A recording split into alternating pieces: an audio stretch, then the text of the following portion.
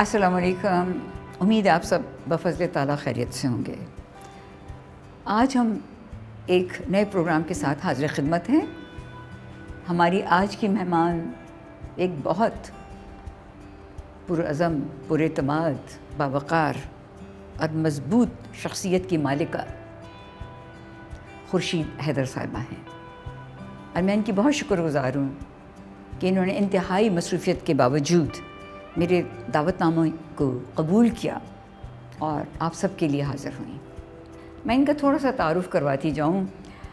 खुर्शीद हैदर साहिबा ने English literature में मास्टर किया, हबीब पब्लिक स्कूल और यूनिवर्सिटीज़ में इन्होंने मीडिया और इंग्लिश पढ़ाई। डॉन में इन्होंने 20 साल अपनी खिदमत अंजाम दी और उनका जो एक वीकली शोबिज़ है इमेजेस इन्होंने स्टार्ट किया जिससे तहलका मच गया था। फिर उसके बाद वही अब इमेजेस अब आइकॉन के नाम से जाना चाहता है। पिछले 5 बरस से खुर्शीद हैदर साहिबा हम टीवी नेटवर्क से मुंसलिक हैं और वहाँ की PR और पब्लिकेशंस की हेड हैं। इसके अलावा एक मैगज़ीन है ग्लैम, उसकी भी एडिटर है। बहुत सी खूबियों की मालिक हैं। मैंने इन्हें हमेशा हशाश बशाश और बहुत ही एतमाद के साथ देखा है और बहुत खुशखल्की से पेश आती हैं। तो आइए इनसे मिलते हैं। अस्सलाम वालेकुम। जी बहुत शुक्रिया कि आप तशरीफ़ लाएँ। नहीं, thank you for inviting me. ऐसी तो बात ही नहीं है। बात तो ये कि आपकी मैं शुक्रगुज़ार हूँ कि आज आप इतनी मसरूफ़ थी और आप आ गई और मैं चाहूँगी कि ख़वातीन आपसे बहुत कुछ सीखें क्योंकि आप जैसी ख़वातीन हमारी कौम का सरमाया हैं जो एक अपनी पहचान है। वरना अक्सर ख़वातीन को पूछा जाए जी आपका नाम है क्या है? जी मैं Mrs doctor captain Usman Masood हूँ। भाई आपका अपना भी तो कोई माँ बाप ने नाम रखा होगा। तो आप एक मिसाल हैं कि आप एक माशाल्लाह ख़ुद आपकी एक शख्सियत है, आपकी एक पहचान है। तो मैं तो चाहूँगी कि हमारी ख़वातीन आपसे बहुत कुछ सीखें। आप उनको ज़रूर कोई अच्छा सा पैगाम भी दें और मुझे भी ये बताइए कि हम कैसे अपनी मुल्क की ख़वातीन की जो हैसियत है और जो भी उनका मयार है इस वक्त उसको हम कैसे सही करें और उनको उनका जायज़ मकाम दिलवाएं। देखिए शाहीन, मैंने जो अपनी ज़िंदगी में और फिर चूँकि मैं ऐसे शोबे में मीडिया में रही हूँ, मैंने बहुत कुछ सीखा है। फिर मैं ऐसे लोगों में रही, उन्होंने मुझे सिखाया। मेरी खुश नसीबी है, मैं एक ऐसे अखबार में थी जो हमारे जो एडिटर थे दुनिया के बेहतरीन एडिटर्स में पाकिस्तान में तो थे ही थे। तो वो ऐसा आपको ट्रेन करते थे और बड़े इज़्ज़त के साथ रखते थे।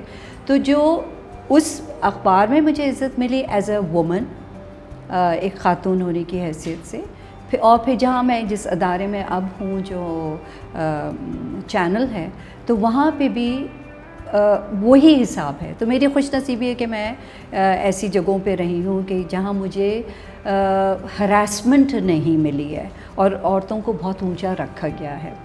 मैं हमेशा अगर मुझे कभी कोई बुलाता है पूछता है तकरीर करने के लिए वेमेंस इशू पे या किसी चीज़ पे, तो मैं यही बात कहती हूँ कि मर्द और औरत ये 2 पहिए हैं और ये साथ चलते हैं। अगर एक पहिया ख़राब हुआ तो फिर गाड़ी वहीं रुक जाती है। तो हमें इज़्ज़त, अगर मर्द को इज़्ज़त है तो औरत को भी इज़्ज़त है। हमारा मज़हब हमें बहुत सिखाता है कि औरत का ख्याल रखो, औरत की इज़्ज़त करो। सिर्फ वाहिद हमारा मज़हब है जो इनहेरिटेंस देता है।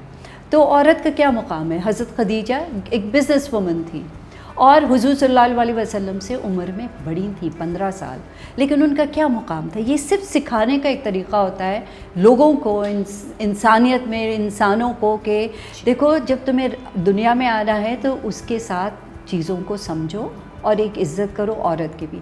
अफ़सोस के साथ जो आजकल एक मुकाम औरत को दे दिया गया, स्पेशली जो थर्ड वर्ल्ड कंट्रीज़ हैं या डेवलपिंग कंट्रीज़ हैं, वहाँ पे लैक ऑफ एजुकेशन और जो उसकी एक अहमियत है कि औरत ज़रा दब के रहती है क्योंकि उसको मौक़े नहीं दिए जाते हैं। मैं आपको एक छोटा सा बताती हूँ कि ये गवर्नमेंट का कंसेंसस है और ये गवर्नमेंट अपने अदारों में औरतों को ज़्यादा पसंद नहीं करते हैं कि काम करें, लेकिन उन्होंने एक कंसेंसस किया पूरा और उसमें वो इस नतीजे पे पहुँचे कि जो औरतें वहाँ काम करती हैं उनके अदारों में, औरत वक्त पे आती है, वक्त पे जाती है, जो विमेन वहाँ पे काम करती। اور کام میں دیانتداری سے، یعنی کرپشن کم ان میں، اور وقت ضائع نہیں کرنا، اپنا کام کر کے پھر گھر جانا. اب گھر جا کے وہ ملٹی ٹاسکنگ اس کی دیکھیے کہ وہ گھر کو بھی چلا رہی ہے، وہ بچوں کو بھی دیکھ رہی ہے، اپنے ماں باپ کو ساس سسر کو دیکھ رہی ہے، میاں کو دیکھ رہی ہے، اور ساتھ میں مطلب سب چیزوں کو وہ جگل کر رہی ہے. تو جب عورت کو آپ ایک اس کے اندر اتنی خوبیاں ہیں تو اس کے مسئلے مسائل بھی حل کرنے چاہیے. ہمارے یہاں لیک آف ایجوکیشن ہے. عورت کو ایجوکیٹ، اگر آپ عورت کو ایجوکیٹ کریں گے نا تو وہ اپنے بچوں کو ایجوکیٹ کرے گی، اور گھر کا ماحول اس طرح سے بہتر ہوتا ہے. پھر جب اس کو شعور ہے تو وہ اپنی اولاد کو، لڑکوں کو خاص طور پہ، ہمارے یہاں لڑکا جو ہے وہ اچھا کھائے، پھر جو بچے گا وہ لڑکی کو دیں. تعلیم لڑکے کو ملے، جبکہ آج کل یہ سب جانتے ہیں اور سب کہتے بھی ہیں کہ جو لڑکی ہے وہ اگر بڑے ہو کے اس کی شادی ہوئی، وہ جاب کرتی ہے تو وہ یہ سب چیزیں اس نے سنبھال لیا ہے کہ ماں باپ کا بھی خیال وہی رکھتی ہے اور کام بھی کرتی ہے، سب کچھ کرتی ہے. یہ سب اب this is an accepted fact now. تو اگر آپ اس کو تعلیم دے رہی ہیں لڑکی کو تو آگے جا کے وہ اپنے پاؤں پہ کھڑی ہو سکتی ہے. اگر برا وقت آتا ہے وہ کسی کے آگے ہاتھ نہیں پھیلائے گی. نہ صرف یہ اپنے بچوں کے لیے ایک بہترین ماں ثابت ہوگی، اور اپنے بیٹوں کو بھی یہ تعلیم دے گی کہ وہ عورت کی عزت کریں. ہاں مطلب میں اکثر یہ لوگوں سے ڈسکس کرتی ہوں کہ ماں جو ہے وہ بچے کی تربیت کرتی ہے، تو اس کو جو بیٹا ہے اگر چھوٹی عمر سے اس کو سمجھائے گی وہ کہ دیکھو تمہیں عورتوں کی عزت کرنی ہے، اپنی بہن کا خیال رکھنا ہے، اپنے بڑوں کا تمہیں خیال رکھنا ہے، تو وہ جب اس بچے کے ذہن میں انسٹل ہوتا جائے گا آگے تک تو پھر وہ وہی کرے گا نا جو اس کے ذہن میں بیٹھ گیا ہے. یہ تو بہت اچھی باتیں آپ نے بتائیں. کچھ اس سے ہٹ کے بھی بات کریں. آپ ماشاءاللہ شوبز کا میگزین نکالتی رہی ہیں، تو پاکستان کی فلم انڈسٹری کے بارے میں آپ کی کیا رائے ہے؟ دیکھیے جو پچھلی ایک زمانے میں تو بڑا تھرائیونگ تھا ہماری فلم انڈسٹری، کچھ ڈیکیڈز پہلے. آپ پھر حالات اس ملک کی جب دیکھیے ملک جو ہے نا، اگر آپ کا ملک صحیح چل رہا ہو، آپ کا سسٹم صحیح چل رہا ہو تو آپ کے سب ادارے بھی آگے بڑھ رہے ہوتے ہیں. اور جہاں پہ ملک میں مسئلے آنا شروع ہوتے ہیں تو وہ سسٹم پہ اثر پڑتا ہے اور وہ اداروں پہ اثر پڑتا ہے. تو جو ایک تھرائیونگ انڈسٹری تھی 30-40 سال پہلے، وہ انڈسٹری انفیکٹ ایون مور، آپ سمجھیے 60s میں it was doing well, 70s میں اٹ واز ڈوئنگ ویل. پھر وہ جو پرابلمز آنی شروع ہوئیں تو وہ ریفلیکشن ہوئی کہ فلم انڈسٹری کے اوپر. پھر ایک دور آیا تھا ہمارے ایک ضیاء الحق صاحب کا، تو انہوں نے تو بالکل ہی کلیمپ کر دیا. اس کے بعد سے آئی تھنک ہم اتنا پنپ نہیں پائے ہیں اور ہمیں بڑا وقت لگ رہا ہے چیزوں پہ آگے جانے کے لیے. تو آپ فلم انڈسٹری کا بھی یہی حال ہو. پھر وہ چلا گیا ایک جو گجر فیملی، کیا وہ جو انہوں نے فلمیں بنائی تو اس کا معیار ہی ختم ہو گیا تو لوگوں نے جانا چھوڑ دیا. پھر ابھی کووڈ سے پہلے ابھی ایک ریوائول آئے. دیکھیے ایجوکیٹڈ لوگ آتے ہیں نا، تو ینگ اینڈ ایجوکیٹڈ لوگ انہوں نے آنا شروع کیا اور وہ اچھی فلمیں بننا شروع ہوئیں، سینسیبل فلمیں جو لوگ پسند بھی کرتے ہیں دیکھنا. لیکن وہ کووڈ نے پھر آ کے سب کچھ دبا دیا. تو فلم انڈسٹری جو ہے آپ کی اسی وقت پنپتی ہے کہ آپ اس کو مواقع دیں، آپ ٹیکسز کم کریں، آپ ان کو گورنمنٹ جو ہے ان کو مراعات دیں، ان کو ہیلپ کریں اکنامکلی بھی. صحیح کہہ رہی ہیں آپ، بالکل بجا فرمایا آپ نے. اور ایسے موضوعات پہ فلمیں بنائیں کہ جو انٹرنیشنل لیول پر ہوں. بے شک ایسے موضوعات ہونے چاہیے. میں چونکہ خود شارٹ فلمز بنا رہی ہوں تو میری رائے میں اسکرپٹ اچھا ہونا بہت ضروری ہے، اچھا ڈائریکٹر، اچھے کیمرہ مین، اور سب سے اس کے بعد ظاہر ہے اچھے ایکٹرز بھی ہونے چاہیے. تو یہ بہت سے ضروری لوازمات ہیں جن کا ہونا بہت ضروری ہے. خدا کرے کہ ہمارے ہاں بھی اسٹیبلٹی آئے. اب آپ ماشاءاللہ زندگی کے نشیب و فراز دیکھ چکی ہوں گی. آپ نے اخبار میں بھی کام کیا، ڈان میں، ہم ٹی وی کے ساتھ بھی منسلک ہیں. تو میں چاہوں گی کہ آپ کچھ اپنے ذاتی اگر تجربات شیئر کرنا چاہیں تو پلیز، اگر آپ چاہتی ہیں. نہیں بالکل، I like to talk about myself as well. وہ آپ سے کچھ سیکھیں. اچھا، میں آپ کو جس اخبار میں تھی وہ English daily internationally known as well, کیونکہ اس کا تو معیار اس کا بہت زبردست. تو اس میں serious news paper.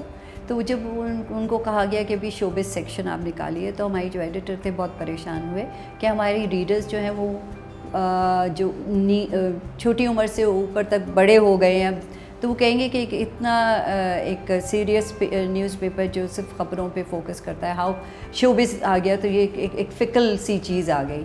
But you have to go along with the times.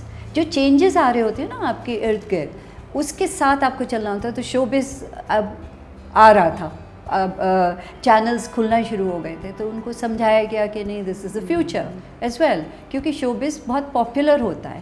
تو مجھ سے کہا گیا نکالنے کے لیے، تو میں نے جب نکالا اس کو تو ہماری سرکولیشن 5000 بھی بڑھی. اب وہ چونکہ وہ اس نیوز پیپر کے حساب سے ہی ہم اپنا میگزین بھی وازنٹ ایک اس کا معیار بھی بہت اچھا تھا. تو میری کوشش یہ ہوتی تھی کہ میں I am a very patriotic Pakistani, as we all should be, کیونکہ یہ ملک ہمیں دے رہا ہے، ہم اس ملک میں رہ رہے ہیں. تو میری کوشش یہ ہوتی تھی کہ میں کوئی انڈین چیز نہیں ڈالوں. میں کیوں انڈین چیز ڈالوں؟ میں اپنے لوگوں کو، اپنے گانوں کو، اپنی فلموں کو، ان کے اوپر میں فوکس کرتی تھی. تو اور پھر کیا لینگویج آ رہی ہے کہ کیونکہ پڑھنے والے ان کے اوپر اچھا اثر پڑے. پرنٹ اینڈ الیکٹرانک میڈیا آپ کے گھر میں فوراً پہنچتا ہے، الیکٹرانک میڈیا خاص طور پہ. تو آپ کے اوپر یہ ایک بہت ضروری آپ کے فرض بنتا ہے جو چلاتے ہیں کہ آپ معیاری چیزیں دیے اور آپ ان کو سکھا رہے ہیں. ایک تو صحیح خبر پہنچائیے، اور پھر ساتھ میں آپ ان کو جو چیز دکھا رہے ہیں اس سے وہ سیکھیں. میرا جو امیجز تھا وہ جب سنڈے کو آتا تھا، تو ایک 8 سالہ بچے سے لے کے 80 سالہ بچے گھر کا جو تھا، یہ مجھے لوگوں نے بتایا کہ وہ اس کو سب سے پہلے وہ کھینچتے تھے کہ بھئی تصویریں دیکھو کیا آیا ہے.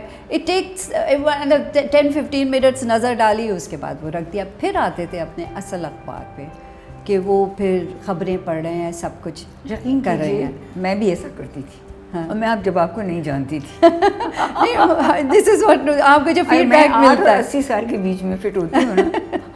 ہاں نہیں، پھر وہ اس کو they would put it on the side. But میں آپ سے یہ کہہ رہی ہوں نا کہ آپ کوئی بھی معیاری چیز کریں گے نا تو اس کا اچھا اثر پڑتا ہے. آپ معیاری اسکول میں بھیجیں گے، ہماری ٹیچرز، دیکھیے ایجوکیشن 4 پلرز ہیں جس ملک کو اٹھائے رکھتے ہیں. اس میں آپ کا ایجوکیشن، آپ کی ہیلتھ، آپ کی جوڈیشری، آپ کی پولیس، یہ 4 اگر سسٹم صحیح کام کر رہے ہیں تو آپ کو دیکھیں نا، آپ کی جوڈیشری جو ہے آپ کو انصاف دے گی، پولیس آپ کا تحفظ کرے گی، آپ کی صحت ہے تو آپ کام کریں گے، اور ایجوکیشن آپ کے ذہن کو کھولتی ہے کہ کیا چیزیں اچھی ہیں، کیا چیزیں بری ہیں. اسی لیے اور حضور صلی اللہ علیہ وسلم نے کہا ہے چین جاؤ نالج حاصل کرنے کے لیے. It is so important. Khurshid Haider صاحبہ، آپ زندگی کے نشیب و فراز سے گزری ہیں. ہم سب نے زندگی کی اتار چڑھاؤ دیکھ چکے ہیں. آپ اپنے کوئی ذاتی تجربات ہمارے ناظرین کے ساتھ شیئر کرنا پسند کریں گی؟ دیکھیں، زندگی جب میں چھوٹی تھی، اگر کوئی مجھے بات بری لگتی تھی تو میں اپنے ابا سے کہتی تھی، تو ابو کہتے تھے کہ تم نے تو ابھی کوئی زندگی دیکھی نہیں ہے، you haven't stepped into life. ابھی ماں باپ کے گھر میں ہو، جب تم باہر نکلو گی تو تم بہت اپس اینڈ ڈاؤنس ہوتے ہیں. تم کہتے ہیں اس سے کیا اپس اینڈ ڈاؤنس، کوئی چھوٹی سی بات پہ اتنی بری لگتی تھی، وہ ایج ہوتی ہے. پھر واقعی میں جب ہم بڑے ہوئے تو آئی اسٹیپڈ ان ٹو لائف، اور پھر میرے مسئلے مسائل ہوئے. میں یہ اپنی زندگی کے تجربہ اس لیے بتا رہی ہوں کہ میں وہ خواتین جو ہمت ہار جاتی ہیں وہ نہ ہمت ہاریں.